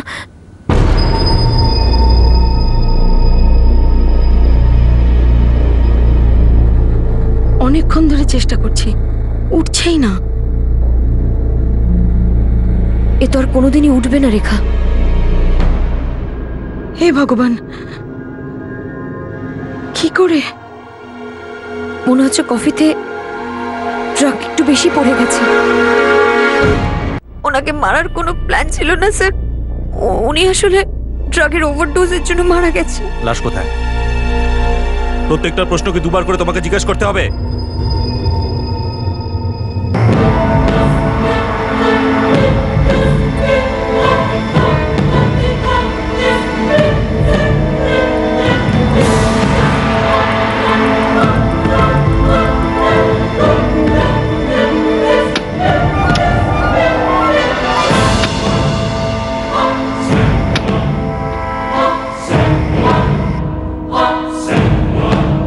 কি করবে? চেক তো আর সাইন করতে পারবো না, হরজিৎ বাবুকে মাটিতে কবর দিয়ে দিই। ভিকটিম হরজিৎ গিলের দেহকে কমলপ্রীতের বাড়ির পিছনে কবর দেওয়া হয়েছিল, আর সেখানে গাছ লাগানো হয়েছিল, আর অপরাধী রোজ সেই গাছেদের খুব যত্ন সহকারে জল দিয়ে বড় করছিল। হরজিৎ গিলের দেহ খুব খারাপ অবস্থায় কমলপ্রীত কৌরের বাড়ির পিছন থেকে উদ্ধার করা হয়। হরজিতের আত্মীয় আর বন্ধুরা এই খবরে স্তব্ধ হয়ে যায়। তারা বিশ্বাসই করতে পারছে না যে হরজিৎ গিলের এইভাবে মৃত্যু হয়েছে। হরজিতের প্রাক্তন স্ত্রী আর ছেলেও খুব আশ্চর্য হয়ে যায় যখন তাদের জানানো হলো যে হরজিৎ আর বেঁচে নেই। যদিও হরজিৎ তাদের থেকে 6 বছর ধরে আলাদা আছে, কিন্তু এটাও সত্যি যে 32 বছর সে তাদের সঙ্গেই ছিল। কড়া জিজ্ঞাসাবাদের পর এটা জানা গেল যে রেখার স্বামী দেবপ্রীত এই অপরাধের ব্যাপারে কিছুই জানত না। মূল অভিযুক্ত কমলপ্রীত কৌর পুরোপুরি ভেঙে পড়েছে। সে জানে না যে তার পার্টনার রেখা কোথায় উধাও হয়ে গেছে। অভিযুক্ত রেখা ঢিল্লু ফেরার। তাকে গ্রেফতার করার জন্য পাঞ্জাব পুলিশের স্পেশাল টিম খুব বড় একটা অপারেশন লঞ্চ করেছে। হরজিতের যে দেহাবশেষ পাওয়া যায় তার ফরেন্সিক অ্যানালিসিসে মৃত্যুর কারণ নেশার ওষুধের ওভারডোজ বলা হয়েছে। হরজিতের অন্তিম সংস্কার করা হয়ে গেছে। কমলপ্রীতের ড্রাগ কার্টেলের সঙ্গে সম্পর্কটা কি, আর হরজিতের গাড়ি কি ড্রাগ পাচারের কাজে ব্যবহার করা হচ্ছিল, এসব জানার জন্য পুলিশ তাকে জিজ্ঞাসাবাদ করছে। কমলপ্রীত আর তার ফেরার পার্টনার রেখার বিরুদ্ধে আইপিসির 32 নম্বর ধারা, 302 ধারায় খুনের জন্য, 34 নম্বর ধারায় কমন ইন্টেনশনের জন্য, 201 নম্বর ধারায় প্রমাণ লোপাট করার জন্য, 120B ধারায় ক্রিমিনাল কনস্পিরেসির জন্য, আর এনডিপিএস অর্থাৎ narcotic drugs and psychotropic substance অ্যাক্টে অভিযোগ দায়ের হয়েছে। কমলপ্রীত এই মুহূর্তে আইনি হেফাজতে রয়েছে। অনলাইন দুনিয়া মানুষের জীবনে এখন একটা অভিন্ন অংশ হয়ে গেছে। এই দুনিয়া দুজন মানুষকে মেলায়, কিন্তু কাকে কার কতটা কাছে যেতে হবে, কাউকে নিজের সম্পর্কে কতটা জানাতে হবে, এই সিদ্ধান্ত হুজুগের বসে নয়, ঠান্ডা মাথায় নেওয়া উচিত। ইন্টারনেটে কোনো অচেনা মানুষের সঙ্গে বন্ধুত্ব করতে হলে সবার আগে যেটা সবচেয়ে গুরুত্ব দেওয়া উচিত তা হলো নিজের সুরক্ষা, আর বিপদের আঁচ পাওয়ার সঙ্গে সঙ্গে নিজেকে বাঁচানোর জন্য প্রস্তুত থাকতে হবে। ইন্টারনেটের আরেকটি নাম হলো ওয়ার্ল্ড ওয়াইড ওয়েব। একে ওয়েব এই জন্য বলে কারণ এটা মানুষকে, ইনফরমেশনকে, আইডিয়াকে একটা ওয়েবে, একটা নেটওয়ার্কের মধ্যে দিয়ে সবার কাছে পৌঁছে দেয়। কিন্তু এই ওয়েবে একটা ফাঁদও প্রমাণিত হতে পারে। একটা জাল, একটা ট্র্যাপ, যেমনটা আমাদের আজকের কেসে হলো। এবার আমি অনুপ সোনি আপনাদের থেকে বিদায় নিচ্ছে। আবার দেখা হবে পরবর্তী এপিসোডে আর সমাধান করব আরেকটি অপরাধের। ততক্ষণ সতর্ক থাকুন, সুরক্ষিত থাকুন আর দেখতে থাকুন ক্রাইম পেট্রোল সতর্ক। শিক্ষা একজনের, জ্ঞান আমাদের সবার। জয় হিন্দ।